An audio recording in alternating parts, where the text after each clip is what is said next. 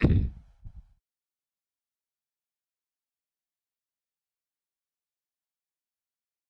Evening everyone. Good evening everyone. एक बार confirm करिए, all is clear.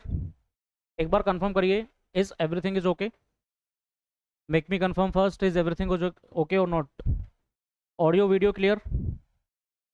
Audio video clear. Clear, nice. अगर ऐसा लगे कि वीडियो बीच में अटक रहा है तो मुझे एक बार बता देना।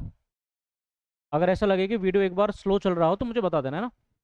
तो पिछले क्लास में we have discussed about compressive strength, right.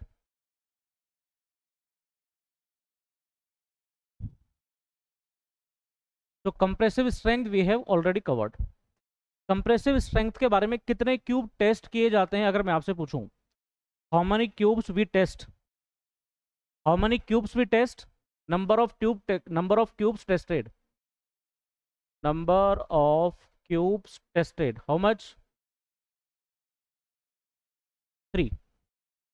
And number of cubes कितने बनाए जाते हैं कम से कम, वो डिपेंड करता है टेबल के हिसाब से, according to the volume of concrete, according to volume of concrete. तो ये बात हम पहले कर चुके हैं। आज का जो हमारा टॉपिक है, आज का जो हमारा टॉपिक है, अच्छा कोई डाउट किसी को अभी तक? If anyone is having any kind of doubt up till now, anyone is having any kind of doubt up till now? No. So, next our topic is physical properties of concrete. Physical properties of concrete. Physical properties of concrete. Now, see what happens is, यहाँ पे जो physical property मैं list out कर देता हूं। सबसे पहले हम बात करेंगे स्ट्रेस स्ट्रेन कर्व। सबसे पहले हम बात करेंगे स्ट्रेस स्ट्रेन कर्व। फिर दूसरा हम बात करेंगे मॉड्यूलस ऑफ इलास्टिसिटी। दूसरा हम बात करेंगे modulus of elasticity. Third we will discuss about creep. Fourth we will discuss about shrinkage. And the fifth one we will discuss about Poisson's ratio.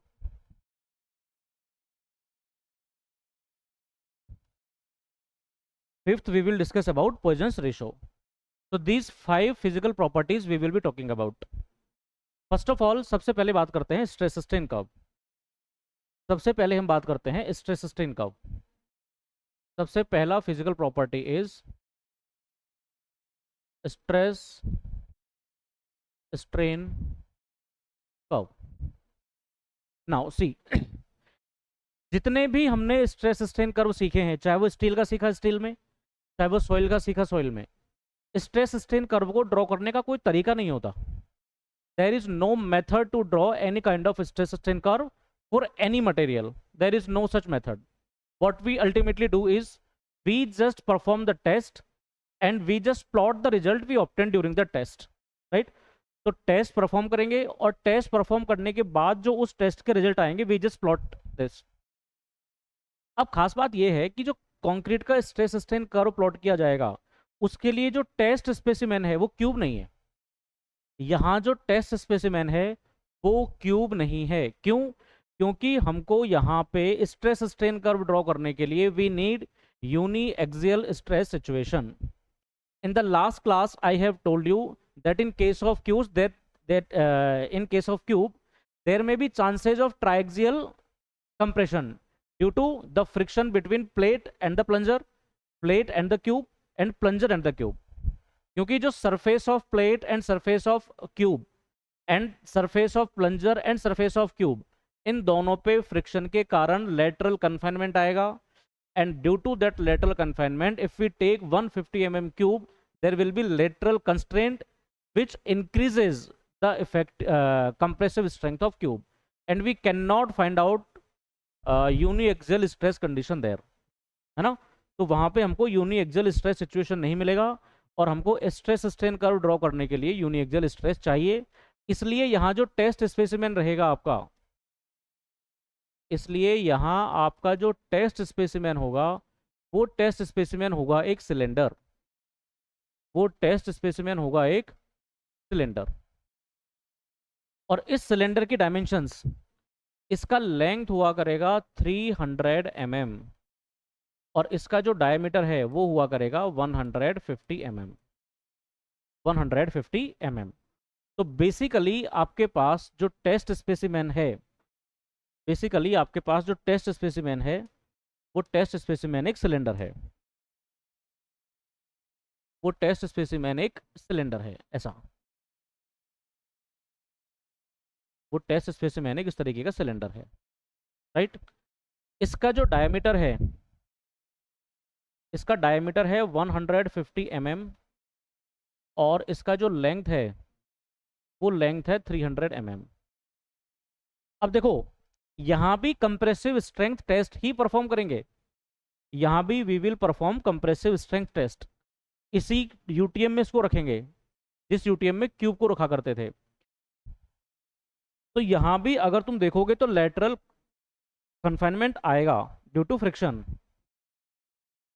यहां भी लेटरल कन्फाइनमेंट आएगा, लेकिन वो लेटरल कन्फाइनमेंट मान लो यहां तक आता है ऊपर वाली सरफेस का, और फ्रिक्शन का इफेक्ट नीचे वाली सरफेस का मान लो यहां तक आता है। अब ये वाली जो लेंथ बचा ये अनअफेक्टेड ड्यू टू, या unaffected due to the triaxial stress situation.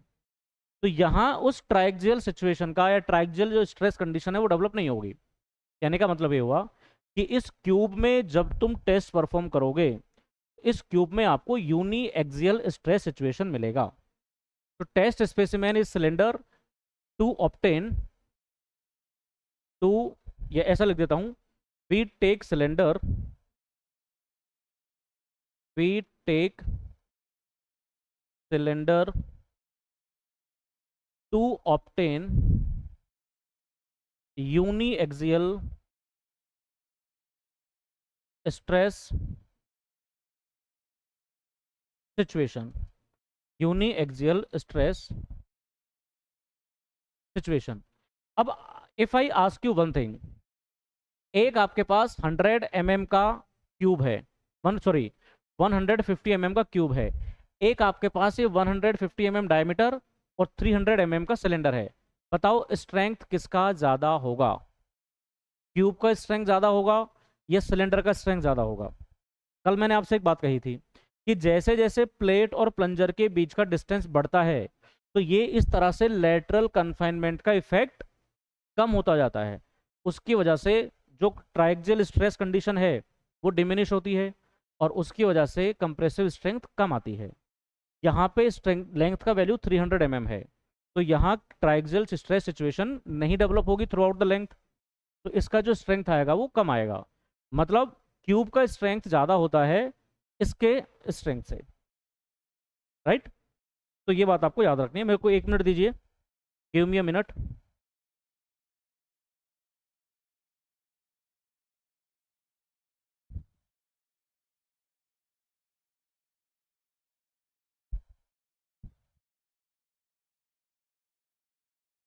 Yes, cube strength would be more. समझ में आ रही है ना बात यहाँ तक? तो अगर मैं कंपेयर करके लिखूं तो यहाँ पे आप लिख सकते हो, तो यहाँ पे आप लिख सकते हो कि cube strength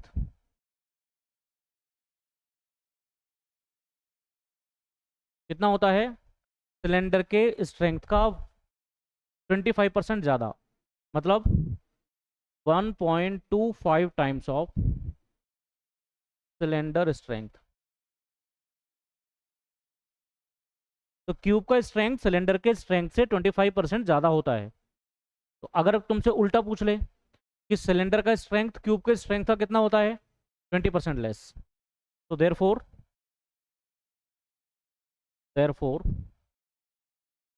cylinder strength is 20% less than cube strength. Cube strength की बात होती है। अब देखो, जब हमने रिजल्ट प्लॉट किया स्ट्रेस का और स्ट्रेन का, सिंपली आपको क्या करना है, अब आपको रिजल्ट प्लॉट करना है। तो हमने क्या किया, रिजल्ट प्लॉट कर दिया। रिजल्ट प्लॉट करने का मतलब कर्व बना दिया, और जब हमने कर्व बनाया तो हमको कर्व कुछ ऐसा मिला, हमको कर्व कुछ ऐसा मिला।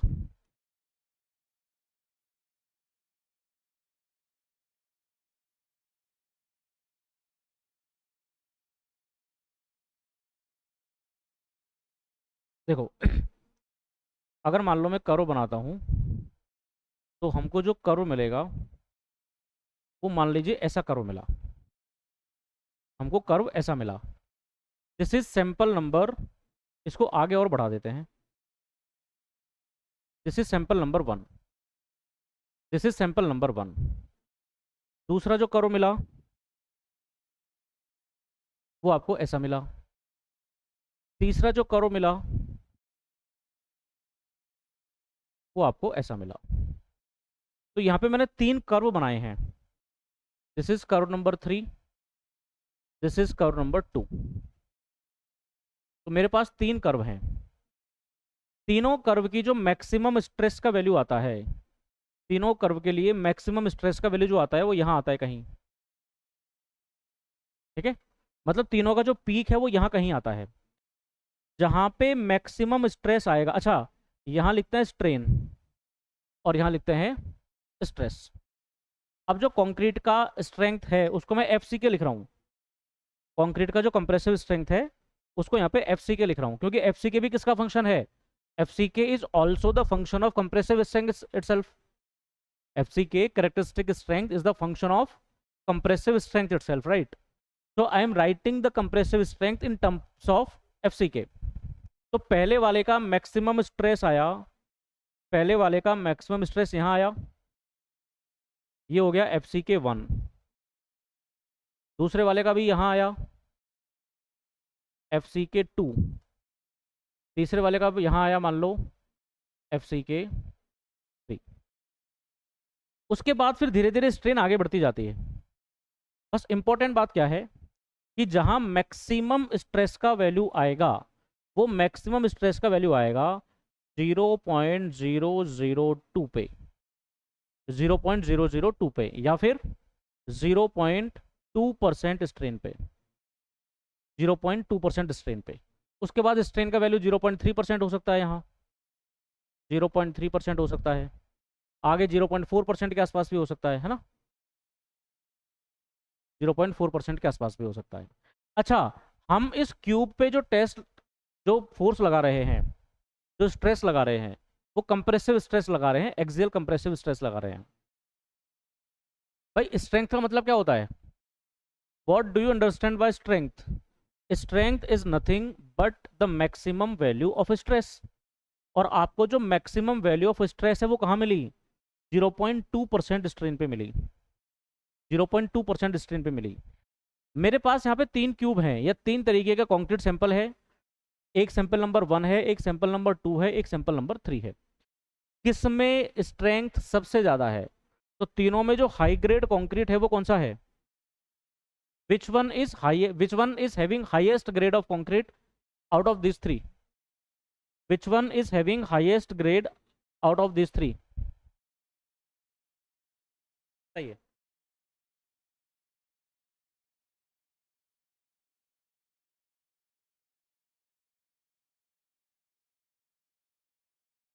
Cube number 3।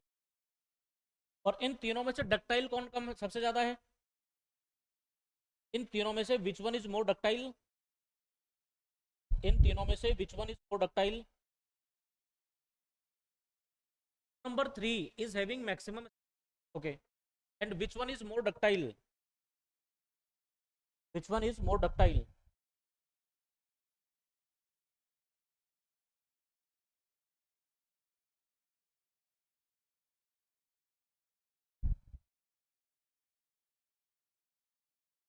Yes, it is sample number 1। क्या कंक्लूजन था? कि जहां फेलियर होगा, पहली बात तो किस स्ट्रेन पे फेलियर होता है? क्रशिंग। ये वाला सैंपल यहाँ इस वाला सैंपल इस वाले स्ट्रेन पे फेल होगा, पहला वाला सैंपल इस वाले स्ट्रेन। तो जैसे जैसे स्ट्रेंथ है वैसे वैसे कंक्रीट की डक्टिलिटी कम होती है, वैसे कंक्रीट फेलियर के टाइम पे जो इलोंगेशन है वो इलोंगेशन कम होता जाता है, वो इलोंगेशन कम होता जाता है। क्या क्या बातें पता चली? पहला कि हर एक कंक्रीट में जो मैक्सिमम आएगा, that maximum stress will be into the strain value of 0.2 and that value of maximum stress corresponding value will be called as complete, right? Voice clear नहीं है? एक बार आप चेक करके बताओ। Voice is not clear, give me a minute.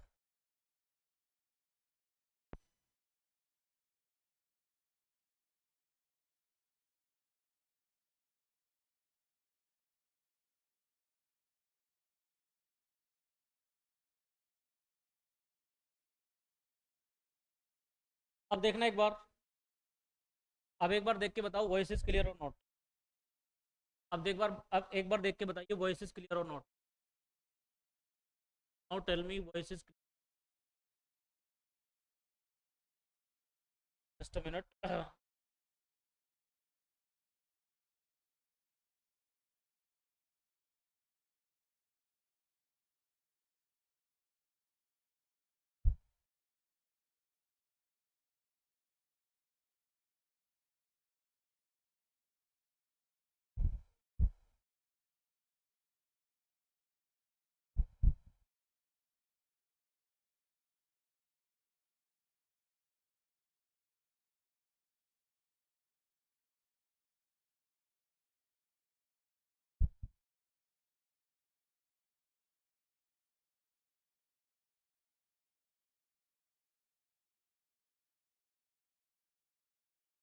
अब देखिए एक बार, अब देखिए, अब देखो एक बार, अब देखो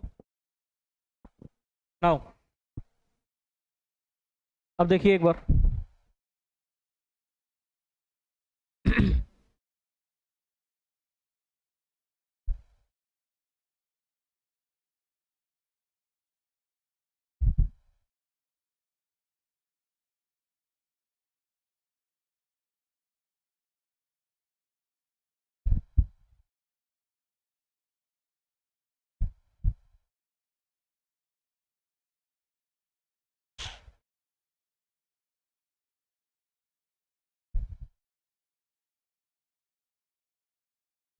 नाउ क्लियर, नाउ क्लियर, अभी ठीक है ना?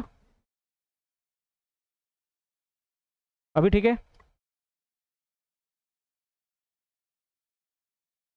अब बताना अब ठीक है?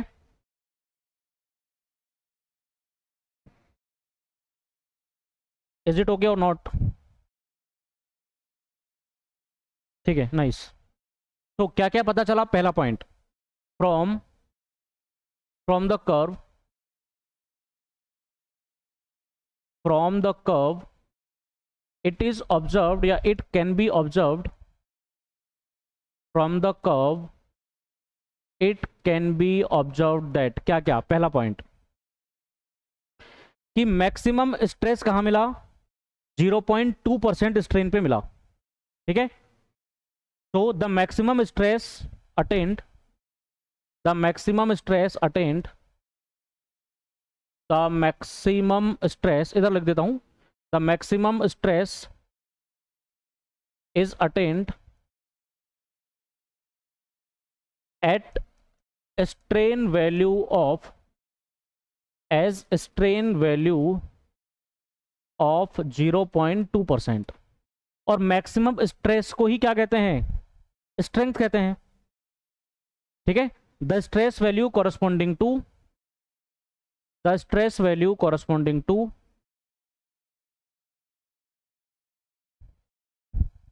stress value corresponding to strain of 0.2% will be, या is called, ऐसे लिख देता हूं,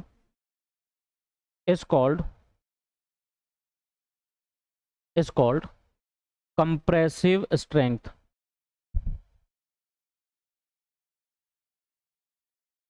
इज कॉल्ड कंप्रेसिव स्ट्रेंथ। ठीक है, अब ये तुमने लोड कैसा लगाया मुझे एक बात बताओ। लोड लगाया एक्सियल कंप्रेशन, लोड कैसा लगाया, एक्सियल कंप्रेशन। अच्छा, इसी तरीके से जब कभी बेंडिंग लगेगा, बेंडिंग का केस देखेंगे हम आगे, तो बेंडिंग में जैसे ये एक सेक्शन है, इसके ऊपर लोड लगाया तो नीचे से बेंड करेगा ये। तो बेंडिंग में भी मैंने स्टील में आपको समझाया था कि बेंडिंग में भी कंप्रेशन और टेंशन दोनों जनरेट होते हैं। तो बेंडिंग में जो मैक्सिमम स्ट्रेन आती है वो आती है 0.0035, और एक्सियल कंप्रेशन में कितना आता है 0.002। तो मैं इसको नोट करके लिख दे रहा हूं, maximum strain in axial compression, maximum strain in axial compression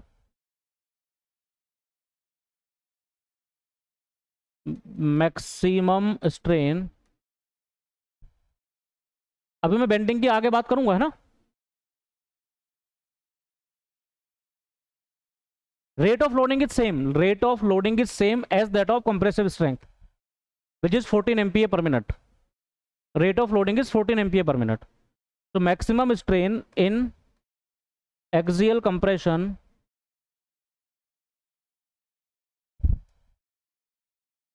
is 0.002, and that is in bending compression, bending compression is 0.0035। मैंने जब पहली बार एसएससी जेईई का एग्जाम क्रैक किया था 2014 में, तब जाकर के ये क्वेश्चन पूछा गया था वहां पे, है ना। तो ये पूछते हैं, तो एक बात तो हमको ये पता चली। दूसरा क्या पता चला कि जितनी ज्यादा हाई ग्रेड का कंक्रीट होगा वो उतने ही कम स्ट्रेन वैल्यू पे फेल करेगा। दूसरा बात क्या पता चला कि जितना ज्यादा हाई ग्रेड कंक्रीट होगा वो उतने ही कम वैल्यू ऑफ स्ट्रेन पे फेल करेगा। दूसरा point, high grade of concrete, high grade of concrete, high grade of concrete gets crushed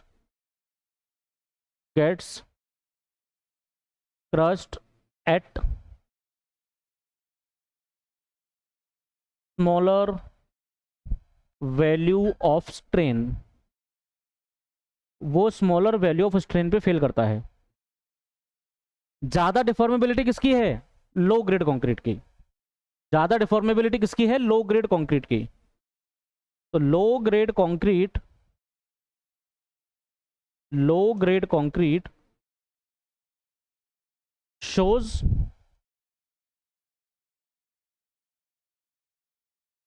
greater deformability,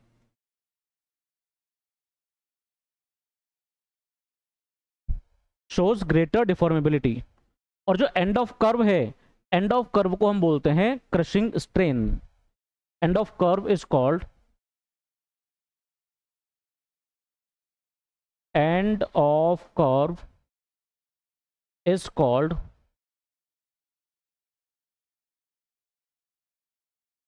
crushing strain। ये हुआ कंक्रीट का स्ट्रेस स्ट्रेन कर्व। लेकिन एक बात ध्यान रखेंगे, ये कंक्रीट का एक्चुअल स्ट्रेस स्ट्रेन कर्व है। इंपॉर्टेंट बात यह है कि ये कंक्रीट का एक्चुअल स्ट्रेस स्ट्रेन कर्व है।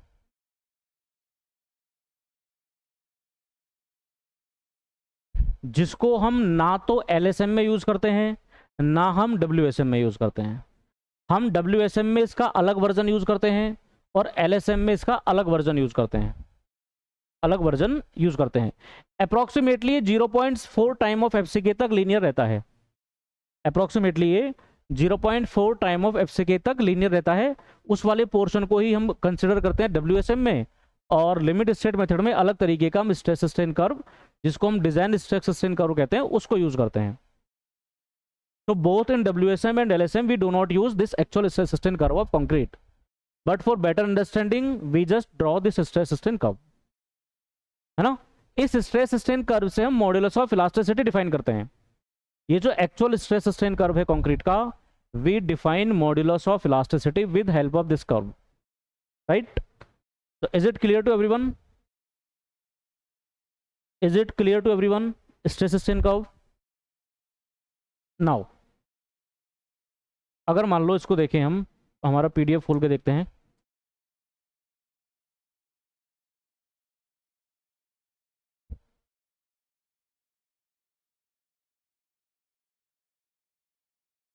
समझ में आ रहा है अभी तक? आरसीसी, आरसीसी आसान सब्जेक्ट है। RCC is quite easy, RCC is quite easy.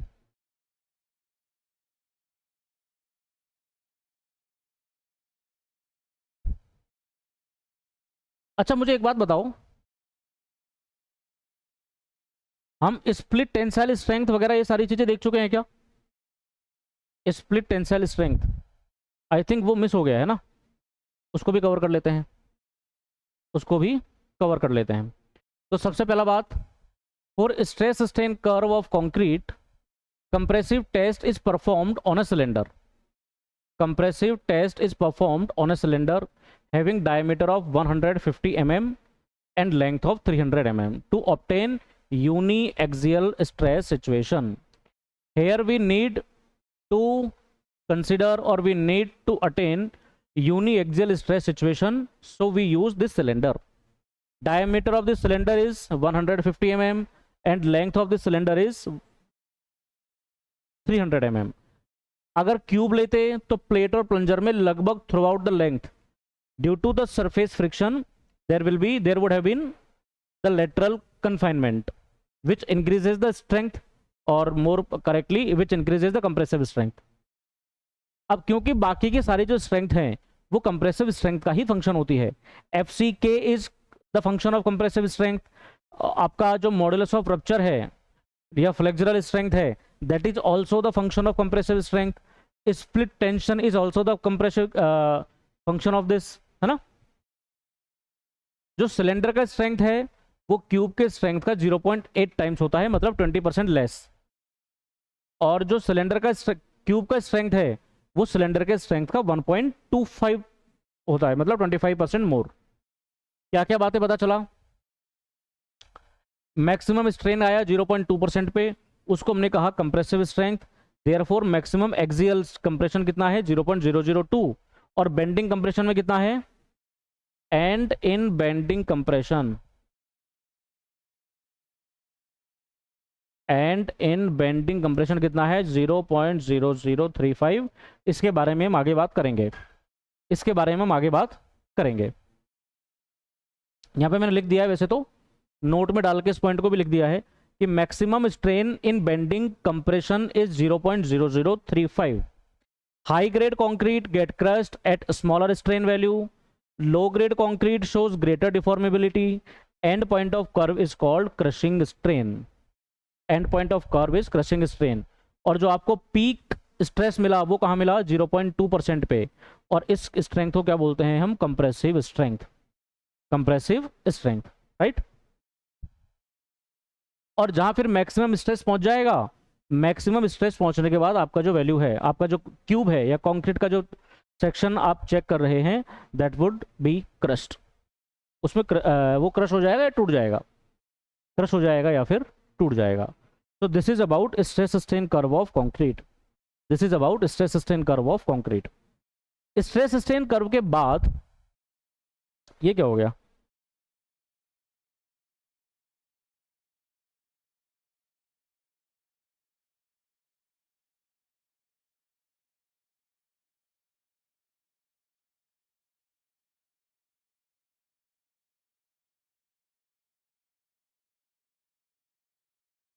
Stress strain curve के बाद आता है मॉड्यूलस ऑफ इलास्टिसिटी।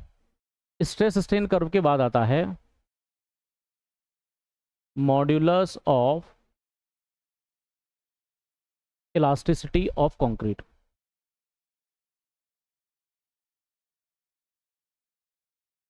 देखो, जो कंक्रीट का मॉड्यूलस ऑफ इलास्टिसिटी है वो तीन तरीके का होता है, एक इनिशियल, एक सीकेंट मॉड्यूलस और एक टेंजेंट मॉड्यूलस।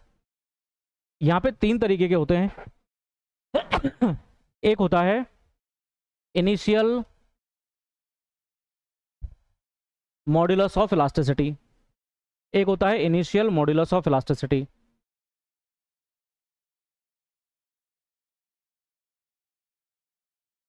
एक होता है सीकेंट मॉड्यूलस ऑफ इलास्टिसिटी,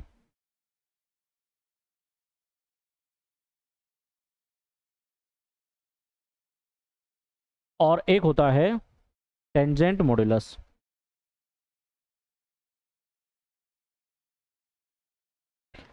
जो इनिशियल मॉड्यूलस ऑफ इलास्टिसिटी है इसको प्यार से बोलते हैं dynamic modulus of elasticity, dynamic modulus of elasticity.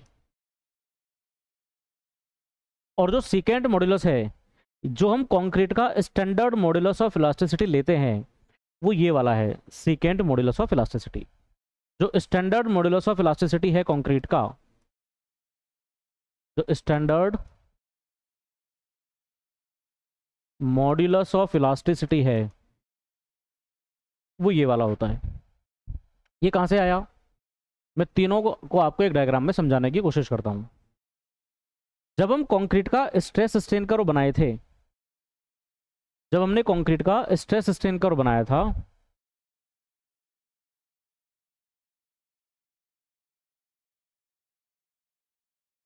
तो वो स्ट्रेस स्ट्रेन कर्व आपको मान लो कुछ इस तरीके का स्ट्रेस स्ट्रेन कर्व मिला। You get that type of stress strain curve, और जो मैक्सिमम स्ट्रेस का वैल्यू आया उसको आपने कह दिया एफ सी के। मैक्सिमम स्ट्रेस का वैल्यू आया उसको आपने कह दिया एफ सी के। अगर हम इसके इनिशियल पोर्शन का स्लोप देखें, इनिशियल पोर्शन का स्लोप अगर देखें, ये वाला हिस्सा, तो ये जो स्लोप है, ये जो स्लोप है हॉरिजॉन्टल के साथ, इसको बोलते हैं, इसको क्या बोलते हैं? Initial modulus of elasticity. तो इनिशियल मॉड्यूलस ऑफ इलास्टिसिटी क्या है? Slope at origin. तो इनिशियल मॉड्यूलस ऑफ इलास्टिसिटी क्या है? Slope at origin, slope at origin. किसका? स्ट्रेस स्ट्रेन कर्व का। Slope of stress strain curve, slope of stress strain curve at origin. ठीक है, तो ये हॉरिजॉन्टल के साथ क्या कर्व बना रहा है, वो क्या हो जाएगा आपका? Initial modulus of elasticity. कोई प्रॉब्लम नहीं है। दूसरा है सीकेंट मॉड्यूलस, दूसरा है सीकेंट मॉड्यूलस। ध्यान रखना, ये क्वेश्चन खूब पूछते हैं कि कंक्रीट का जो स्टैंडर्ड मॉड्यूलस ऑफ इलास्टिसिटी है वो कौन सा लिया जाता है? वो लिया जाता है सीकेंट मॉड्यूलस ऑफ इलास्टिसिटी। और इसका मतलब क्या होता है? इसका मतलब क्या होता है?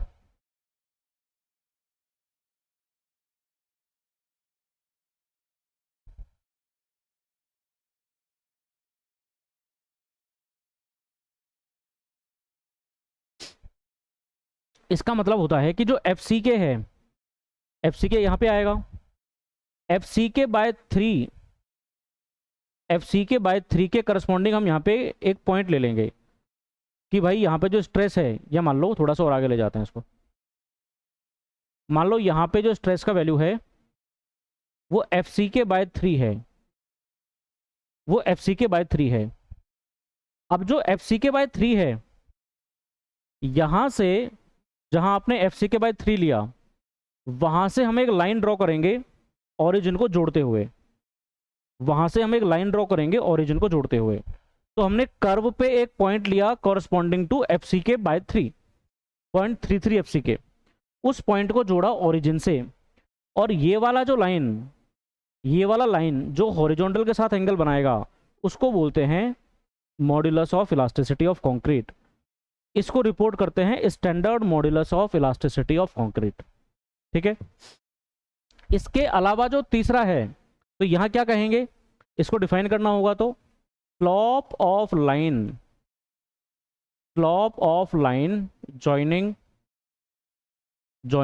Point on curve corresponding to corresponding to FCK by 3 and origin और एक point corresponding to FCK by 3, उन दोनों को जो लाइन जोड़ेगी दैट इज कॉल्ड, उसका जो स्लॉप होगा that slope is secant modulus. तीसरा है टेंजेंट मॉड्यूलस। तीसरा है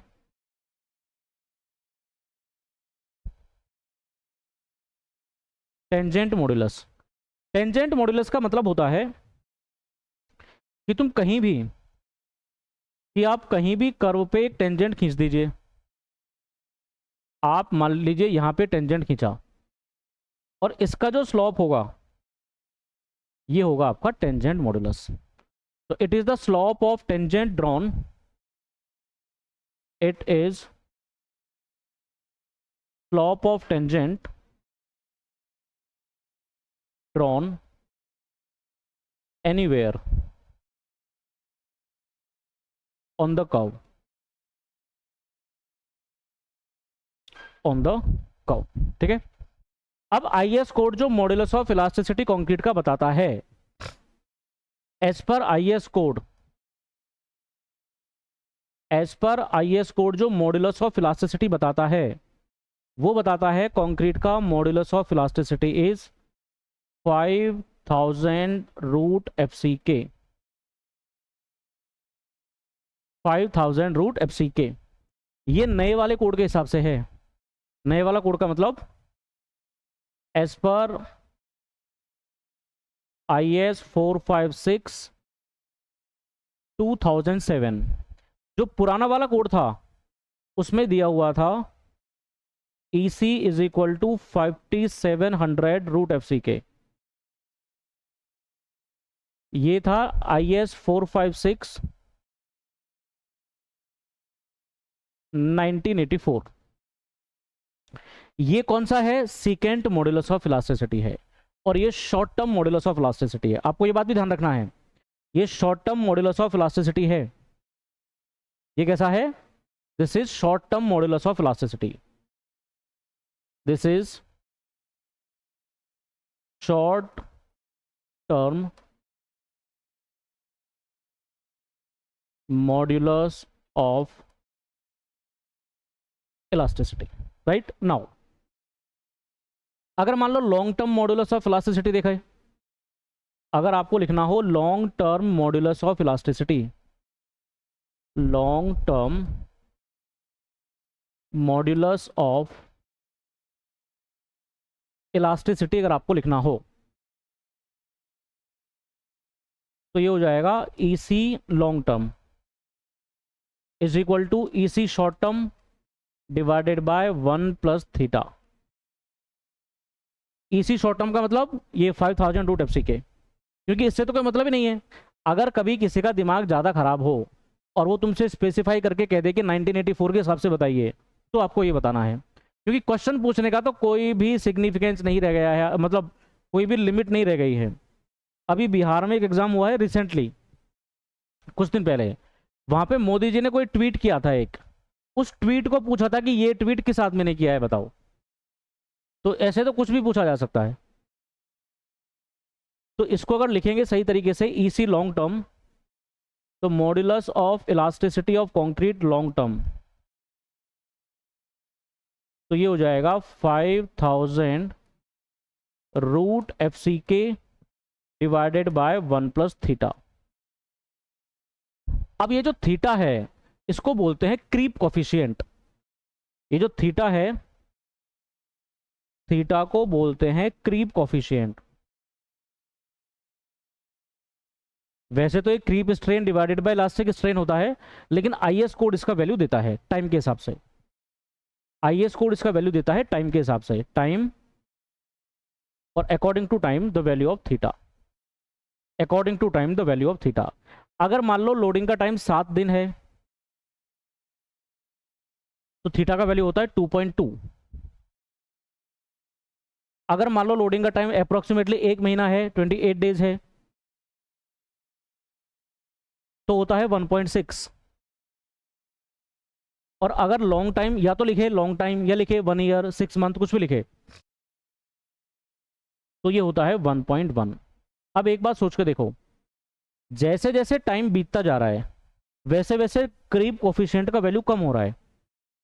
तो with passage of time value of creep coefficient decreases, और अगर ये डिक्रीज होगा तो इसका वैल्यू इंक्रीज करेगा। तो तुमसे क्वेश्चन ये पूछा जाएगा कि विद पासेज ऑफ टाइम बताओ कंक्रीट का मॉड्यूलस ऑफ इलास्टिसिटी डिक्रीज करेगा या इंक्रीज करेगा। With passage of time modulus of elasticity of concrete will increase और decrease. Modulus of elasticity of concrete will increase और decrease.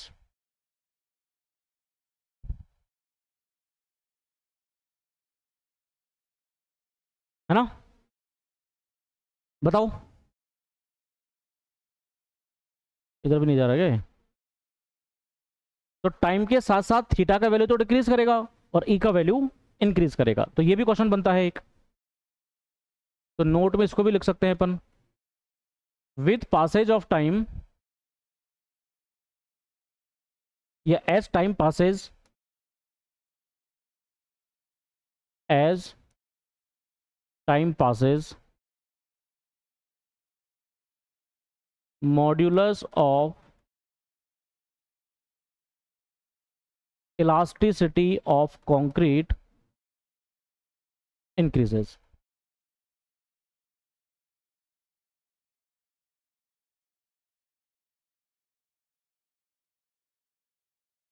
Modulus of elasticity of concrete will increase, याद रह जाएगा। This is your modulus of elasticity of concrete. PDF सही तरीके से open नहीं हो रही अपने आज।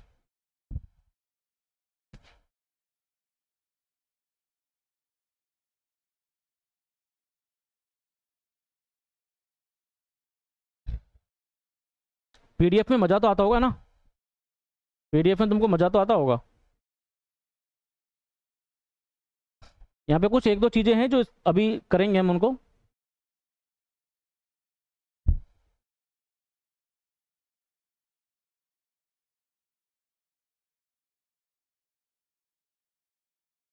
तो यहाँ पे तीन तरीके के मॉड्यूलस ऑफ इलास्टिसिटी देखे गए हैं। तीन तरीके के मॉड्यूलस ऑफ इलास्टिसिटी हैं, क्या क्या? पहला इनिशियल मॉड्यूलस, तो it is the slope of stress strain curve of concrete at origin. दूसरा है secant modulus, it is the slope of line joining the point on curve corresponding to fck/3 to the origin. And third one is tangent modulus, it is the slope of tangent drawn anywhere on the curve. तीनों आपको दिखाए हुए हैं, तीनों आपको दिखाए हुए हैं। fck का मतलब हो जाएगा वहां पे, क्योंकि जो short term modulus of elasticity है उसको बताते हैं 5000 रूट fck। नए वाले कोड के हिसाब से लिखा है, पुराने वाले कोड का जिक्र मैंने यहाँ पे नहीं किया है। तो जो long term modulus of elasticity होगा, long term modulus of elasticity is 5000 root fck divided by 1 plus theta. Theta is creep coefficient, whose value is given as per IS code। तो modulus of elasticity of concrete दिख रहा है ना, ये modulus of elasticity of concrete increases with increase in time. इसके अलावा ये बात भी याद रखना कि जो रिच मिक्स होता है उसका मॉड्यूलस ऑफ इलास्टिसिटी ज़्यादा होता है, क्योंकि जब मैंने आपको स्टील पढ़ाते टाइम भी एक बात बताई होगी स्टार्टिंग में कि जब रिजिडिटी की बात करते हैं तो जिसका मॉड्यूलस ऑफ इलास्टिसिटी ज़्यादा होता है उसकी रिजिडिटी ज़्यादा होती है, वो ज़्यादा डिफॉर्मेशन को रेसिस्ट करता है।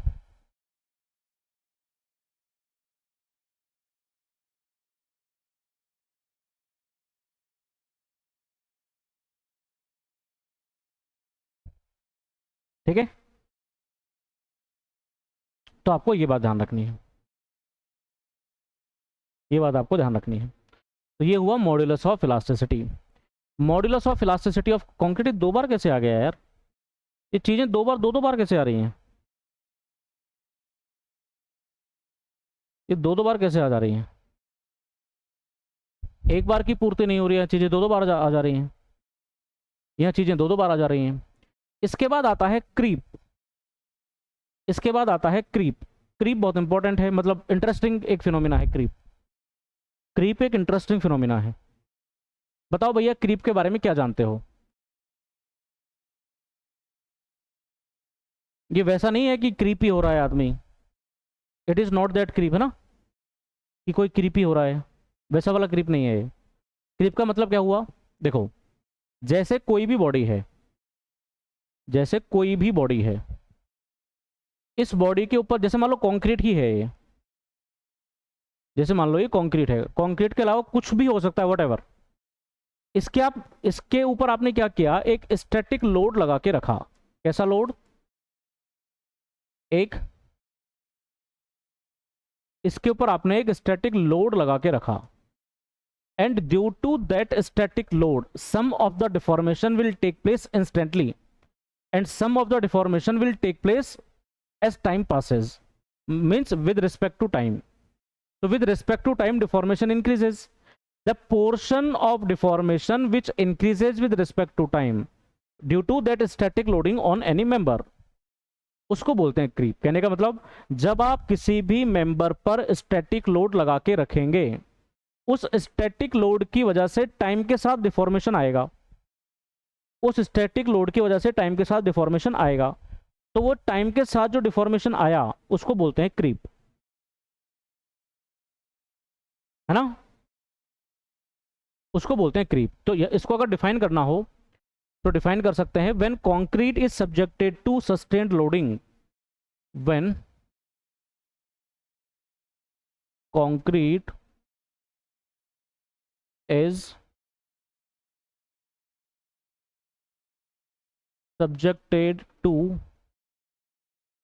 सस्टेन्ड लोडिंग, इसका मतलब क्या है, स्टैटिक लोड। ये ध्यान रखना कि जो क्रीप आता है, that creep occurs due to the static load only, it never comes due to the dynamic loading, it never comes due to the dynamic loading. So when concrete is subjected to sustained loading, it undergoes deformation. It undergoes deformation with time. With time.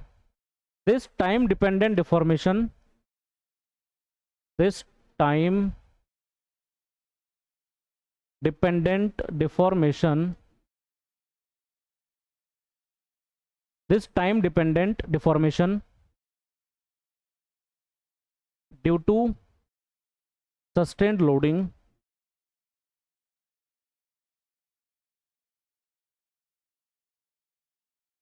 is called creep, is called creep। जब हम creep की बात करेंगे तो instant जो deformation हुआ, उस instant deformation को we will not consider the instant deformation, right.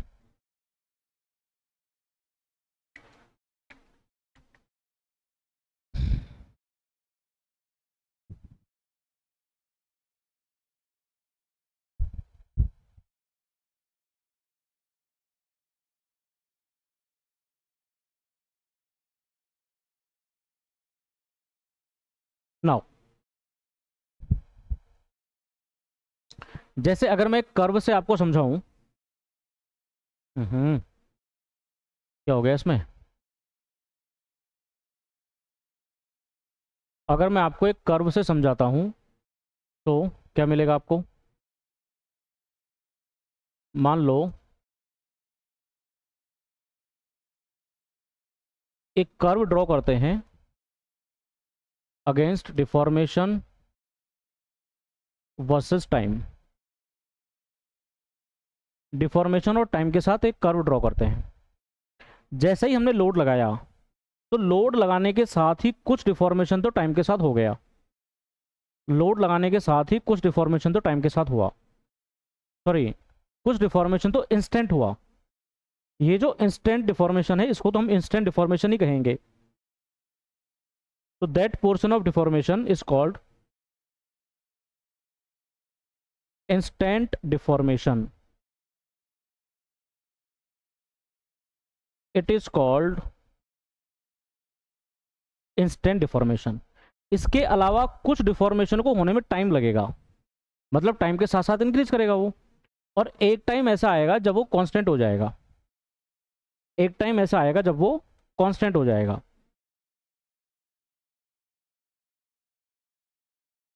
अब वो कांस्टेंट हो गया, अब ये कांस्टेंट हो गया। तो टाइम के साथ कितना डिफॉर्मेशन हुआ, इतना। टाइम के साथ कितना डिफॉर्मेशन हुआ, इतना। ये टाइम डिपेंडेंट डिफॉर्मेशन है, इसको क्रीप कहेंगे। तो इट इज कॉल्ड, सिंपली आप इसको क्रीप भी कह सकते हैं और आप इसको क्रीप डिफॉर्मेशन भी कह सकते हैं। Total deformation is this and time dependent component of total strain is this. तो time dependent component of total strain और total deformation is called creep. तो क्या कह सकते हैं हम, therefore time dependent component of total strain, time dependent deformation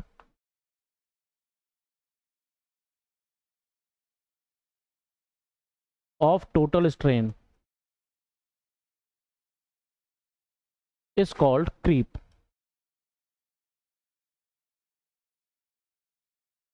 ये तो लोडिंग की कंडीशन है। जब आपने लोड लगाया तो इंस्टेंटली लोड लगाने के साथ ही इलास्टिक डिफॉर्मेशन हुआ, इसको इंस्टेंट डिफॉर्मेशन भी कहते हैं, इसको आप चाहो तो इलास्टिक डिफॉर्मेशन भी कह सकते हो। देन आपने लोड को लगाए रखा, लगाए रखने के बाद डिफॉर्मेशन इंक्रीज करता गया, इंक्रीज करता गया, इंक्रीज करता गया। एक टाइम पे जाके वो कांस्टेंट हो गया कि इस लोड की वजह से इससे ज़्यादा डिफॉर्मेशन नहीं आएगा। तो टाइम के साथ टोटल डिफॉर्मेशन जो आया उसको बोल दिया हमने क्रीप।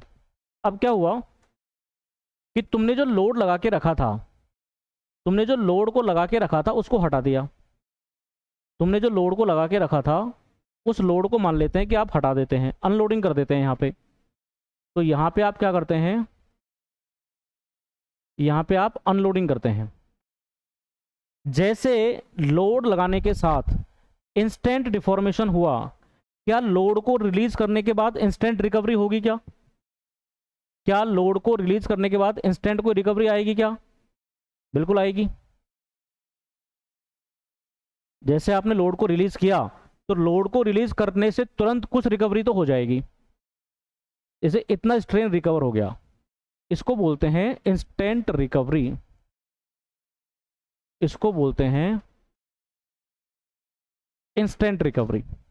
जिस तरह से क्रीप को होने में टाइम लगा था उस तरह से कुछ रिकवरी को होने में भी टाइम लगेगा। जिस तरह से डिफॉर्मेशन को होने में टाइम लगा था उस तरह से कुछ रिकवरी को होने में भी टाइम लगेगा। तो कुछ रिकवरी को होने में टाइम लगेगा, उसको बोलेंगे क्रीप रिकवरी, इसको बोलेंगे क्रीप रिकवरी। लेकिन जब तुम इतना लोड लगा के कुछ टाइम तक उसको लगा के रखोगे उसके बाद बॉडी में परमानेंट डिफॉर्मेशन भी आ जाएंगे। तो जब तुम लोड को हटाओगे तो लोड को हटाने के बाद वो डिफॉर्मेशन कभी भी बैक नहीं होंगे, वो डिफॉर्मेशन कभी भी बैक नहीं होंगे, है ना। Just a minute.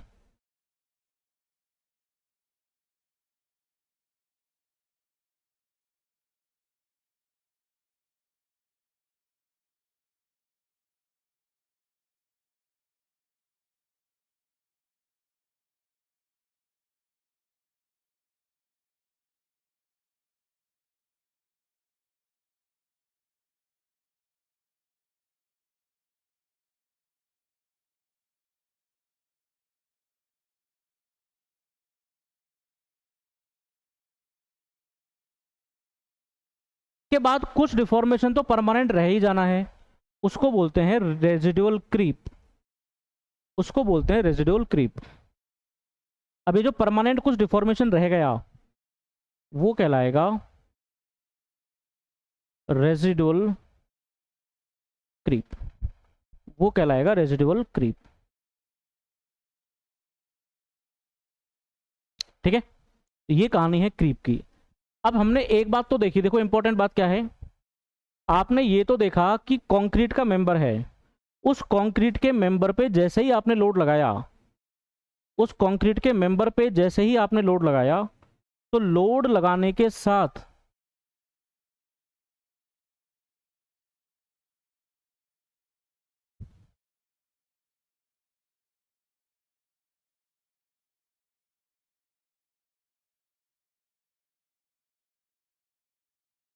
तो लोड लगाने के साथ डिफॉर्मेशन हुए। जैसे मान लो ये कंक्रीट है, इस कंक्रीट में आपने बाय डेफिनेशन एक बात देख ली, क्या देखा कि जैसे ही मैं इसके ऊपर लोड लगाऊंगा तो लोड लगाने से there will be deformation, there will be deformation. अब हम ये जानना चाहते हैं कि ऐसा क्या हुआ, लोड लगाने से ऐसा इस कंक्रीट में क्या हुआ जिसकी वजह से डिफॉर्मेशन हुआ।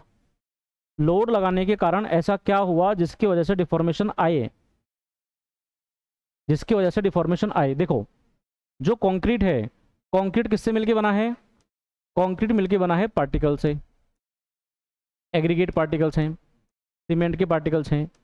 हर एक पार्टिकल के चारों तरफ, हर एक पार्टिकल के चारों तरफ पानी की एक बहुत पतली लेयर होती है जिसको रिमूव करना लगभग नामुमकिन है। मतलब ये हुआ कि अगर आप 100 डिग्री सेंटीग्रेड पे भी गर्म करेंगे तो अब इस पानी को नहीं रोक पाएंगे, मतलब नहीं रिमूव कर पाएंगे। इस लेयर को बोलते हैं एडजॉर्ड लेयर, एडजॉर्ड वाटर है ये। अगर लोड लगा तो इस एडजॉर्ड वाटर का मूवमेंट हो सकता है, इस एडजॉर्ड वाटर का मूवमेंट हो सकता है, या एडजॉर्ड लेयर में जो वाटर पार्टिकल्स हैं ये water particle can experience some amount of deformation. तो क्या क्या हो सकता है, ड्यू टू क्रीप या ड्यूरिंग क्रीप, एडजॉर्ड मॉइस्चर और एडजॉर्ड वाटर, या मूवमेंट इन एडजॉर्ड वाटर ऐसे लिख देता हूं, movement of adsorbed water, adsorbed water में मूवमेंट होगा, ऐसा हो सकता है। या फिर जो सीमेंट के पार्टिकल हैं उनमें स्लाइडिंग हो सकती है, सीमेंट के पार्टिकल को बोलते हैं जेल पार्टिकल। तो ऐसा हो सकता है कि viscous flow, viscous flow of gel particles, gel particles. एक बात का ध्यान रखना, जब कभी भी कंक्रीट को बनाते हैं तो क्रैक फ्री कंक्रीट बनाना प्रैक्टिकली पॉसिबल नहीं है।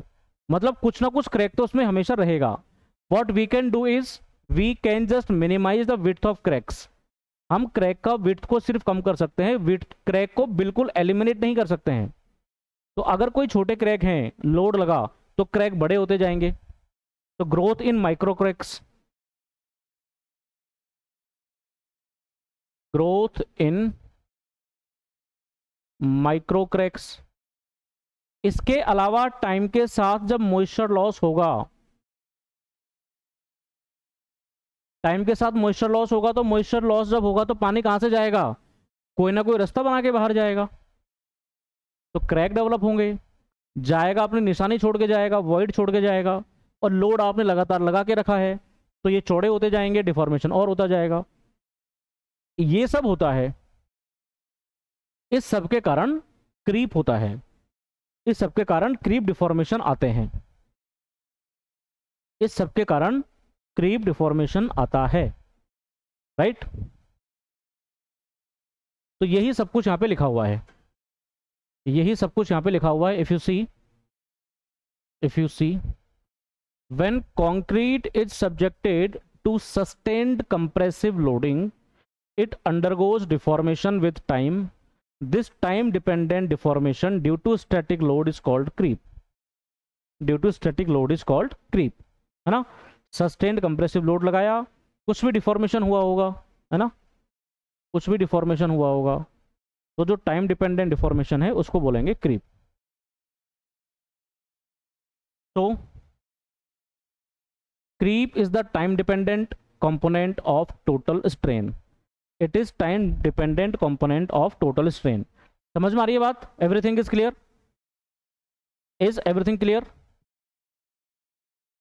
creep can be thought to be occur due to, creep किस किस की वजह से हुआ, जो मैंने अभी कारण बताए, internal movement of adsorbed water, viscous flow or sliding between gel particles, growth in micro cracks and moisture loss. अब इस क्रीप की वजह से क्या क्या होगा, भाई डिफॉर्मेशन हुआ ना, तो क्रीप की वजह से क्या हुआ, इस डिफॉर्मेशन के कॉन्सिक्वेंसेस क्या होंगे, एक्सेसिव डिफ्लेक्शन आएगा, अगर फ्लेक्सुरल मेंबर है तो, अगर कोई स्लेंडर कॉलम है तो बकल कर जाएगा, या फिर प्री स्ट्रेस का लॉस होगा। प्री स्ट्रेस का लॉस कैसे होता है, जब हम प्री स्ट्रेस कंक्रीट पढ़ेंगे तब मैं आपको ये वाली बात याद दिलाऊंगा, तब मैं आपको ये वाली बात याद दिलाऊंगा।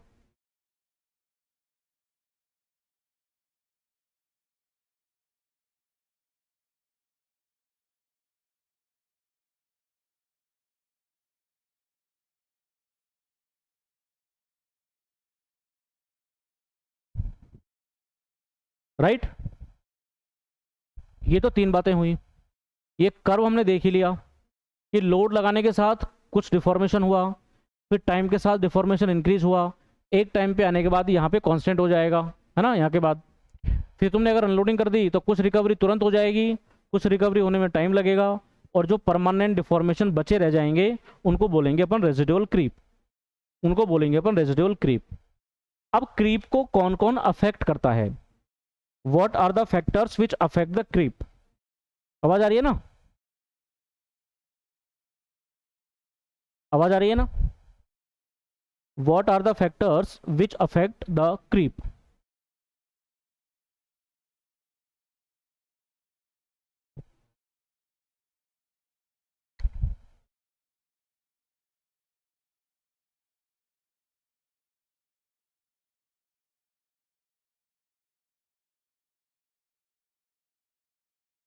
कौन कौन से फैक्टर अफेक्ट करेंगे? पहला, सीमेंट कंटेंट इज हाई, क्योंकि जेल पार्टिकल में स्लाइडिंग होगी, लोड लगा, हमने अभी देखा थोड़ी देर पहले, हमने अभी थोड़ी देर पहले देखा विस्कस फ्लो और sliding between gel particles. Gel particle क्या है?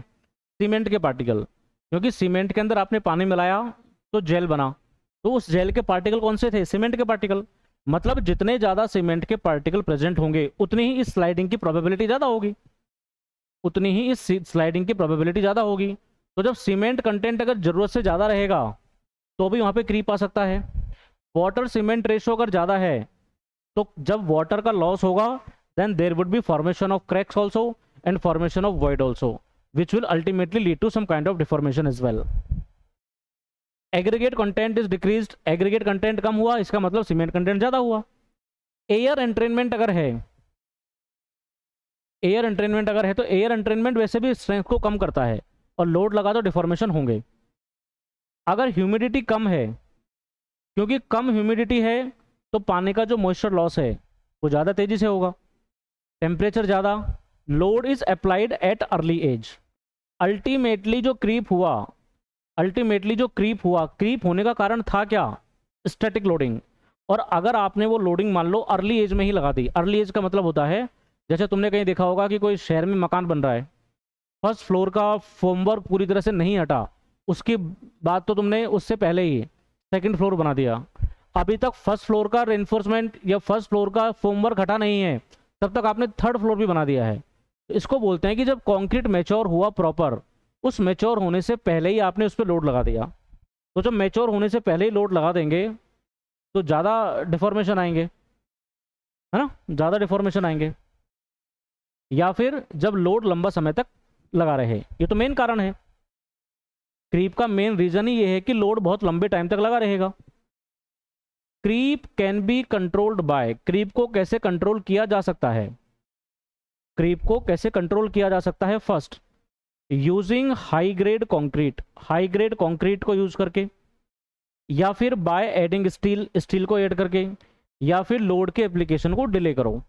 कि कंक्रीट जब कैपेबल हो जाए फुल स्ट्रेस लेने में, कंक्रीट में जब ऐसा हो गया है कि हाँ भाई अब आप लोड लगा सकते हो, अब कंक्रीट प्रॉपर मेच्योर हो गया है, फुल मेच्योर हो गया है, अब आप लोड लगाओ, तो जो लोड को डिले करके भी हम बचा सकते हैं क्रीप से। बाकी क्रीप कोफिशिएंट मैंने आपको बता दिया थोड़ी देर पहले, बाकी क्रीप कोफिशिएंट के बारे में हमने बात कर ली। और ये मॉडुलस ऑफ इलास्टिसिटी को भी अफेक्ट करता है। तो modulus of elasticity of concrete increases with increase in time. इसके अलावा जो रिच मिक्स है, रिच मिक्स में भी मॉडुलस ऑफ इलास्टिसिटी ज़्यादा होगा। ये दोनों पॉइंट ऑब्जेक्टिव पूछते हैं, ये दोनों point are asked in objectives, are asked in objectives. ये बात हुई। इसके बाद आता है क्रीप, हो गया। क्रीप के बाद आता है श्रिंकेज, क्रीप के बाद आता है श्रिंकेज।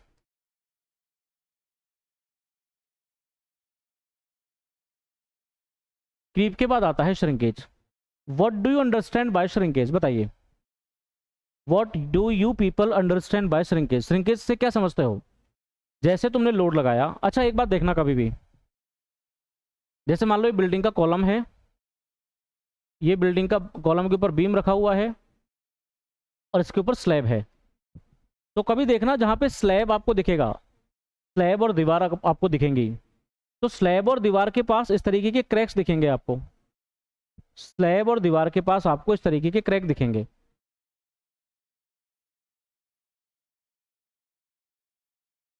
ये क्रैक श्रिंकेज क्रैक होते हैं, क्योंकि कंक्रीट का टेक्नोलॉजी है टाइम के साथ वॉल्यूम उसका कम होना, या अगर आप मान लो वॉल्यूम को कांस्टेंट रख रहे हो तो लेंथ का कम होना, कि भाई क्रॉस सेक्शन एरिया सेम रहेगा, तो जो लेंथ में कमी आती है टाइम के साथ साथ, उसको बोलते हैं श्रिंकेज, उसको बोलते हैं श्रिंकेज। कई सारे तरीके का श्रिंकेज होता है, कई सारे तरीके का श्रिंकेज होता है, उसमें केमिकल श्रिंकेज भी है, उसमें ऑटोजिनस श्रिंकेज भी है, उसमें ड्राइंग श्रिंकेज भी है ना। इस तरीके के कई सारे तरीके के श्रिंकेज हमारे पास हैं। तो इंपॉर्टेंट चीज़ जो है श्रिंकेज में वो देख लेते हैं हम, वो देख लेते हैं। आई होप आपको यहाँ तक समझ में आ रहा होगा, ठीक है। तो लेंथ में जो कमी हुई, लेंथ में कमी होना इज कॉल्ड श्रिंकेज। इसके अलावा एक चीज़ मैंने मिस कर दी है, फ्लेक्सुरल स्ट्रेंथ, वो हम कवर कर लेंगे कल वाले लेक्चर में, वो हम कल वाले लेक्चर में कवर कर लेंगे, राइट।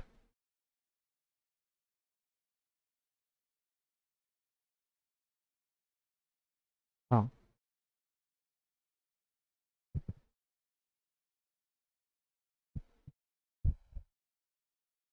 इसके बाद आया श्रिंकेज। श्रिंकेज का मतलब क्या?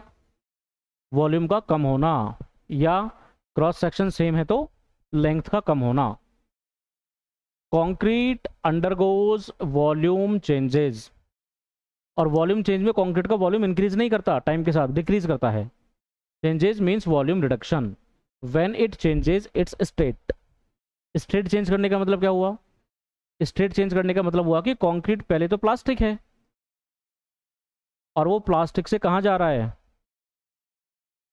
वो प्लास्टिक से जा रहा है हार्डन्ड स्टेट की तरफ। वो प्लास्टिक से जा रहा है कहाँ? Towards hardened state, towards hardened state, है ना। तो जब वो अपनी स्टेट चेंज करता है तो उसके वॉल्यूम में कमी आती है, उसको बोलते हैं श्रिंकेज। कौन कौन सा श्रिंकेज होता है? Chemical shrinkage, autogenous shrinkage, plastic shrinkage और ड्राइंग श्रिंकेज। देखो, केमिकल श्रिंकेज का मतलब क्या? जब तुमने सीमेंट में पानी मिलाया कंक्रीट को बनाने के लिए, तो सीमेंट के पार्टिकल और पानी, इन दोनों के बीच में केमिकल रिएक्शन होता है। उस केमिकल रिएक्शन को प्यार से बोलते हैं hydration. During that process of hydration if there is some reduction in volume, it is called chemical reduction. अब यहाँ पे कोई वाटर का लॉस नहीं होगा, ध्यान रखना। पहला और दूसरा, जो ऑटोजेनस श्रिंकेज हुआ और केमिकल श्रिंकेज हुआ, यहाँ पे वाटर का लॉस नहीं हुआ। तो केमिकल श्रिंकेज में तो केमिकल रिएक्शन हुआ, केमिकल श्रिंकेज में there will be chemical reaction between cement particle and the particle of water. जो ऑटोजेनस श्रिंकेज होगा उसमें क्या होगा? जैसे मान लो ये कंक्रीट है, इस कंक्रीट में से पानी बाहर आके ऊपर एवोपरेट नहीं करेगा, लेकिन बाहर आके सरफेस पे जमा हो जाएगा। इसको ब्लीडिंग भी कहते हैं कई तरह का से, इस फिनोमिना को ब्लीडिंग भी कहते हैं। लेकिन अगर हम इसको इस सेंस में देखें कि जितना पानी कंक्रीट के बॉडी से बाहर निकल के आया और जो सरफेस पे आके जमा हो गया, जितना वॉल्यूम पानी का गया वो लॉस नहीं हुआ। अभी ये वाटर एटमॉस्फेयर में नहीं गया है, ये वाटर अभी इवोपोरेट नहीं हुआ है, ये सिर्फ कंक्रीट के बॉडी से निकल के सरफेस के ऊपर आके जमा हो गया है। It is not evaporated into the atmosphere yet, also it has flown to the surface from the body of concrete only. और ये अपने आप फ्लो होता है, तुमने कुछ नहीं किया, ये फ्लो अपने आप हुआ, तुमने कुछ नहीं किया। So it is autogenous. और इस ऑटोजिनस फ्लो के कारण जितना पानी सरफेस पे जाएगा उतना कंक्रीट श्रिंक कर जाएगा, उसको बोलते हैं ऑटोजिनस श्रिंकेज। इसके बाद आता है प्लास्टिक श्रिंकेज। जब कंक्रीट प्लास्टिक स्टेट में है, जब कंक्रीट प्लास्टिक स्टेट में है, तो प्लास्टिक स्टेट में से जो पानी एवोपरेट आउट होगा, जब कंक्रीट प्लास्टिक स्टेट में रहेगा, और उस वाले केस में देखो क्या क्या हो सकता है। या तो हो सकता है कोई एग्रीगेट पानी को एब्जॉर्व कर ले, ये भी पॉसिबिलिटी है, क्योंकि ये टाइप ऑफ एग्रीगेट पे डिपेंड करता है कि कौन एग्रीगेट पानी को कितनी देर में एब्जॉर्ब करता है? कौन सा एग्रीगेट पानी को कितनी देर में एब्जॉर्ब करता है? डिपेंड करता है टाइप ऑफ एग्रीगेट के ऊपर, टाइप ऑफ एग्रीगेट के ऊपर। तो अगर पानी को एब्जॉर्ब कर लिया एग्रीगेट ने, या फिर पानी एवोपोरेट आउट हो गया इन प्लास्टिक स्टेट, उसको बोलते हैं प्लास्टिक श्रिंकेज। और जब कंक्रीट हार्ड हुआ, तो हार्ड होने में भी एवोपोरेशन होता है, तो हार्ड होने में भी अगर एवोपोरेशन हुआ पानी का और उसकी वजह से जो वॉल्यूम कम हुआ, उसको बोलते हैं ट्रैंक श्रिंकेज। तो 4 तरीके की श्रिंकेज हमारे पास हैं। ये 4 तरीके की श्रिंकेज हमारे पास हैं। पहला है केमिकल श्रिंकेज, पहला है केमिकल श्रिंकेज। तो सीमेंट और वाटर को ऐड किया और इसकी वजह से जो वॉल्यूम कम हुआ, उसको बोलते हैं केमिकल श्रिंकेज, राइट। तो it takes place due to chemical reaction as the volume of product of hydration is less than the total volume of concrete, instantly results in overall shrinkage। तो ये सब कुछ instant होगा और जो overall volume है वो ओवरऑल वॉल्यूम श्रिंक करेगा। Overall volume will get reduced, overall volume of concrete will get reduced due to this. इसके बाद ऑटोजेनस श्रिंकेज है। ऑटोजेनस श्रिंकेज में पानी कहाँ पे आता है? सरफेस के ऊपर आ जाता है। ये जो फ्रेश कंक्रीट है, फ्रेश कंक्रीट में से पानी सरफेस के ऊपर आ जाएगा, लॉस नहीं करेगा, अभी लॉस नहीं करेगा, सरफेस के ऊपर आ जाएगा सिर्फ, उसको बोलते हैं अपन ऑटोजेनस श्रिंकेज, राइट। तो it is the volume reduction of concrete with no moisture transfer to the environment. अभी एनवायरमेंट में कोई वॉल्यूम ट्रांसफर नहीं हुआ वाटर का, and it does not include volume change due to loss of water. ध्यान रखना, दोनों में लॉस ऑफ वाटर नहीं हुआ है, ना तो केमिकल श्रिंकेज में लॉस ऑफ वाटर हुआ। लॉस ऑफ वाटर का मतलब है the portion of water goes into the atmosphere due to evaporation, तो यहां लॉस नहीं हुआ। तीसरा प्लास्टिक श्रिंकेज है, तीसरा is plastic shrinkage. In this type volume changes take place due to loss of moisture when the concrete is in plastic state. जब concrete plastic state में है, तब कंक्रीट में जो लॉस ऑफ मॉइस्चर हुआ, that is called.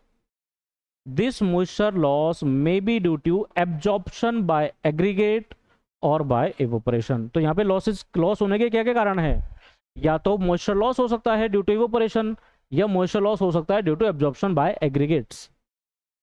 इसके बाद में कंक्रीट ड्राई हुआ, तो ड्राई होने के बाद जो पानी का लॉस होगा, when moisture loss take place in harden state of concrete, it is called. ये लॉन्ग टर्म प्रोसेस है, क्योंकि लगातार चलता रहता है, लगातार चलता रहता है।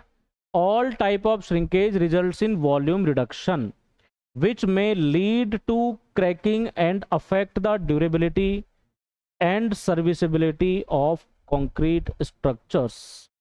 ठीक है, ये बात हुई। कुछ ऑब्जर्वेशन है, कुछ ऑब्जर्वेशन है कि कहाँ श्रिंकेज ज़्यादा होता है, कहाँ श्रिंकेज कम होता है। तो ये ऑब्जर्वेशन आप डायरेक्टली याद रख लेना। ये कुछ ऑब्जर्वेशन है जो ऑब्जर्वेशन आप डायरेक्टली याद रख लेना। इनके बारे में और हम डिटेल में डिस्कस करेंगे जब हम पढ़ रहे होंगे बिल्डिंग मटेरियल्स। मैंने जैसा आपको कहा कि अभी मैं तुमको कंक्रीट उतना पढ़ा रहा हूँ जितना कंक्रीट हमको आरसीसी समझने के लिए चाहिए, जितना कंक्रीट हमको आरसीसी समझने के लिए जरूरी है उतना डिस्कशन कर रहे हैं हम। तो पहली बात, श्रिंकेज की वजह से टेंसाइल स्ट्रेस जनरेट होता है। भाई श्रिंकेज में कोई चीज़ श्रिंक करना चाहेगी, जैसे ये पेन है, ये इधर जाना चाहेगा, ठीक है, लेकिन स्ट्रेस रोकेगा इसको। तो अगर कोई चीज़ श्रिंक करना चाहती है लेकिन उसको रोका जा रहा है, जैसे ये हाथ रोक रहा है श्रिंक करने से, तो हाथ में क्या आएगा? टेंशन। इस वजह से श्रिंकेज कौन सा स्ट्रेस डेवलप करता है? Tensile stress. ध्यान रखना, श्रिंकेज कंप्रेसिव स्ट्रेस डेवलप नहीं करता। भाई देखो, एक सौ मानो कि कोई चीज़ है जिसको आपने पकड़ के रखा है, इधर से भी कोई चीज़ को आपने यहाँ से पकड़ के रखा है, यहाँ से पकड़ के रखा है। अब ये चीज़ इधर जाना चाहती है, श्रिंक होना चाहती है, इधर जाना चाहती है, तो इसमें क्या आया? टेंशन आया। अगर ये चला गया, अगर ये जाना चाहता है और तुमने जाने दिया, कोई रिएक्शन नहीं आई, कोई स्ट्रेस जनरेट नहीं होगा। लेकिन वो इस तरफ जाना चाह रहा है लेकिन तुम पकड़ के खड़े हो, तो क्या जनरेट होगा? टेंशन। वहीं अगर ये चीज़ एक्सपेंड होना चाहती और तुम उसको एक्सपेंड नहीं होने देना चाहते, तो क्या जनरेट होता? कंप्रेशन। तो इस वजह से shrinkage develops what? Tensile stress. It increases in volume and size of coarse aggregate reduces drawing shrinkage. जब कोर्स एग्रीगेट का वॉल्यूम ज़्यादा होता है तो श्रिंकेज कम होता है, कोर्स एग्रीगेट का वॉल्यूम ज़्यादा होता है तो श्रिंकेज कम होता है ना, ये ध्यान रखना है आपको।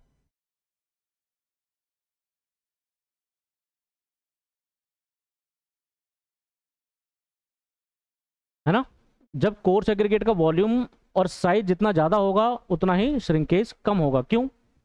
क्योंकि कोर्स एग्रीगेट जितने ज़्यादा होंगे उतने ओवरऑल वॉइड कम होंगे, उतना सीमेंट पेस्ट की रिक्वायरमेंट कम होगी, इसलिए श्रिंकेज कम होगा।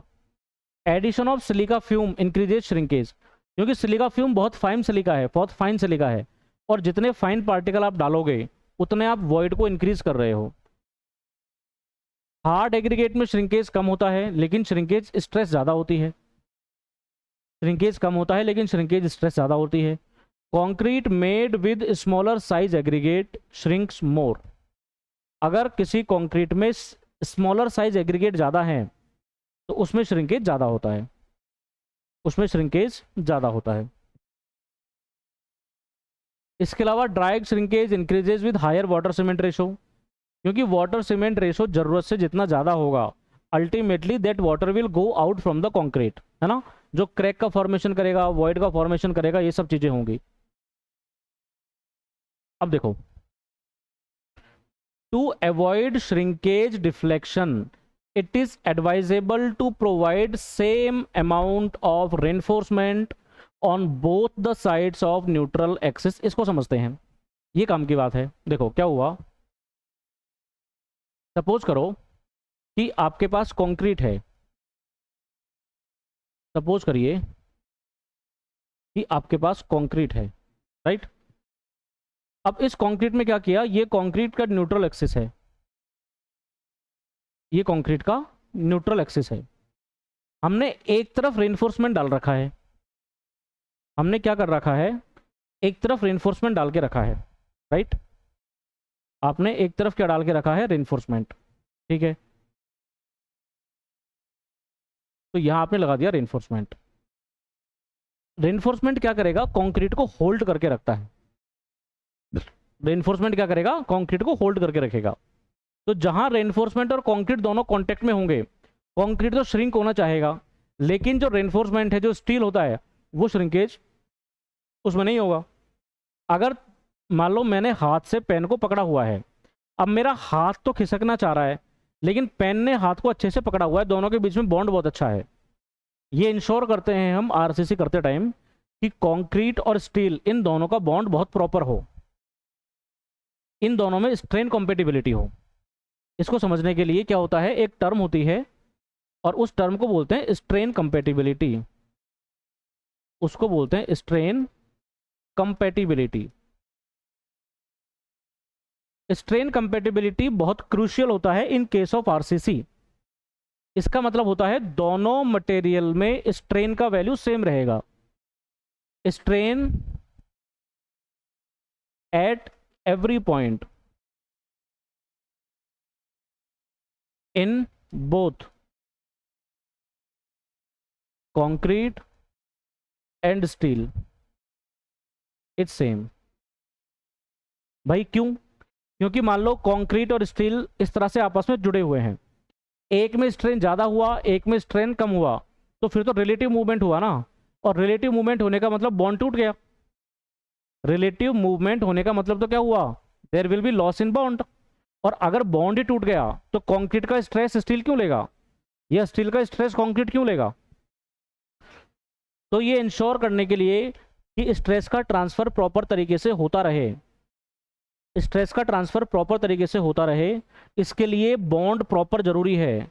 और बॉन्ड जब रहेगा प्रॉपर तो दोनों में, मतलब दोनों साथ साथ जाएंगे जहां भी जाएंगे। कहने का मतलब यह है, अगर श्रिंक करेंगे तो साथ करेंगे, अगर नहीं करेंगे तो नहीं करेंगे, जिएंगे भी साथ, मरेंगे भी साथ, वो वाली कहानी है।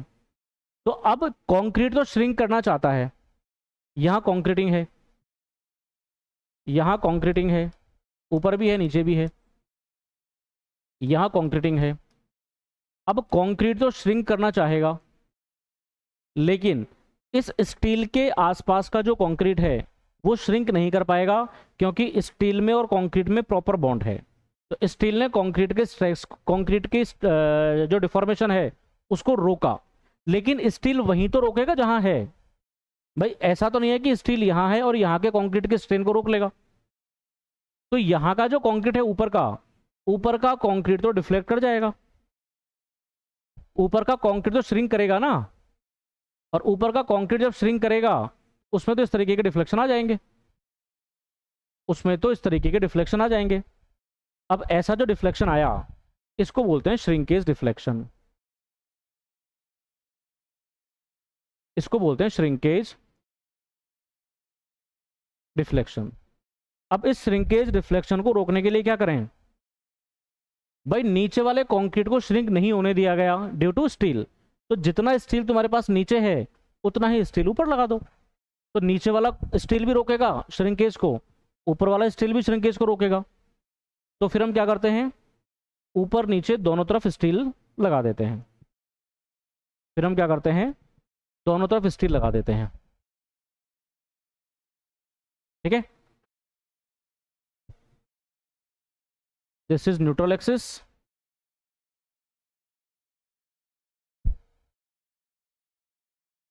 तो ये क्वेश्चन ईएसी में 2-3 बार पूछ चुके हैं कि श्रिंकेज डिफ्लेक्शन को रोकने के लिए क्या करें, दोनों तरफ न्यूट्रल एक्सिस के सेम अमाउंट का स्टील लगा दो, न्यूट्रल एक्सिस के दोनों तरफ सेम अमाउंट का रेनफोर्समेंट लगा दो। इससे क्या होगा, ये वाला स्टील भी कंक्रीट के श्रिंकेज को रोकेगा, ऊपर वाला स्टील भी कंक्रीट के श्रिंकेज को रोकेगा, and there will be prevention of shrinkage deflection, there will be prevention of shrinkage deflection.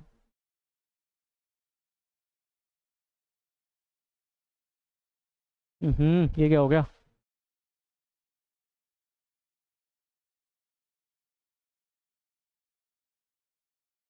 ठीक है, तो ये कहानी है। इस वजह से हमने लिखा है to avoid shrinkage deflection it is advisable to provide same amount of reinforcement on both sides of neutral axis. ठीक है, differential restrain to shrinkage is caused by unsymmetrical placing of reinforcement which will result in curvature and deflection, जो मैंने आपको बता दिया कि अगर एक ही तरफ आपने स्टील को लगाया है तो there will be unsymmetry, there will be unsymmetry in steel, और इफ अनसिमेट्री ऑफ स्टील है तो वो भैया जहां पे तुमने लगाया है वहीं पे रोकेगा, ऑब्वियस सी बात है, जो आपने जहां पे लगाया है वहीं पे रोकेगा। ठीक है, और जहां पे रोकेगा वहां तो हो जाएगा स्ट्रेन कम, जहां पे नहीं रोकेगा वहां पे हो जाएगा स्ट्रेन ज्यादा, and there will be relative deformation, or that relative deformation will cause what, it will cause deflection, and that particular deflection is called shrinkage deflection। इसके बाद में नेक्स्ट और लास्ट जो फिजिकल प्रॉपर्टी है that is Poisson's ratio, that is Poisson's ratio. Poisson's ratio क्या होता है, lateral strain और लॉन्गिट्यूडनल स्ट्रेन का रेशो, लेटरल और लॉन्गिट्यूडनल स्ट्रेन का रेशो। जैसे मान लो फॉर एग्जांपल, इसका मतलब क्या होता है, इसका मतलब होता है कि आपके पास सपोज करिए कि ये एक कोई मेंबर है, ये एक कोई मेंबर है, इस मेंबर पे लोड लगा तो ये वाली जो डायरेक्शन है, ये वाली डायरेक्शन तो इसके लॉन्गिट्यूडनल डायरेक्शन है, ये वाली डायरेक्शन तो लॉन्गिट्यूडनल है ना, और ये मान लो इसका क्रॉस सेक्शन है, तो ये वाला जो डायरेक्शन होगा, ये वाला और ये वाला जो डायरेक्शन होगा ये ट्रांसवर्स होगा, लेटरल होगा। तो लेटरल डायरेक्शन में कितना स्ट्रेन आया डिवाइडेड बाय लॉन्गिट्यूडनल डायरेक्शन में कितना स्ट्रेन आया, इन दोनों का रेशो, इन दोनों का ratio is called Poisson's ratio, इन दोनों का ratio is called Poisson's ratio. ठीक है, अब हमको कुछ नहीं करना, पॉइजन्स रेशो की वैल्यूज याद रखनी है। जनरली कंक्रीट के लिए होती है पॉइजन्स रेशो का वैल्यू 0.1 से लेके 0.2, इट विल अप्रोक्सीमेटली 0.1 to 0.2। अगर कोई पूछ ले कभी तो बता देना, नहीं तो अपने को याद रखा रहना, क्या मतलब रखे रहना, क्या काम आ रहा है। आयरन की बात करें अगर तो 0.2 to 0.3, स्टील के लिए अप्रॉक्सीमेटली 0.3 के आसपास, और एल्यूमिनियम के लिए अप्रॉक्सीमेटली 0.33 के आसपास। तो आज के लिए सिर्फ इतना ही है ना, आज हम इतना ही पढ़ेंगे इसको श्रिंकेज तक, बाकी की चीज़ें हम कल करेंगे। If you guys found any kind of queries or any kind of doubts or something, you can directly contact me. This is my contact number, है ना। अगर आपको कोई क्वेरी हो, कोई डाउट हो, कुछ पूछना हो, कुछ नोट्स चाहिए हो, तो आप डायरेक्टली मैसेज कर सकते हैं। बताइए, एवरीथिंग इज क्लियर और नॉट? एवरीथिंग इज क्लियर और नॉट? जो हमने आज पढ़ा, whichever we have study today, anyone is having any doubt something up till now? If anyone is having any doubt,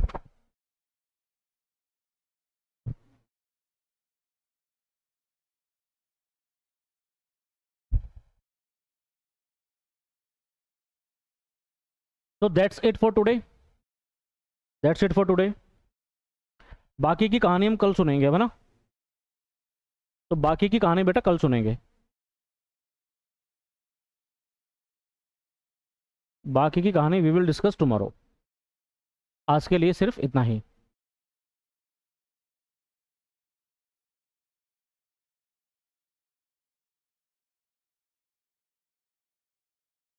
चलिए, goodbye, goodbye for today.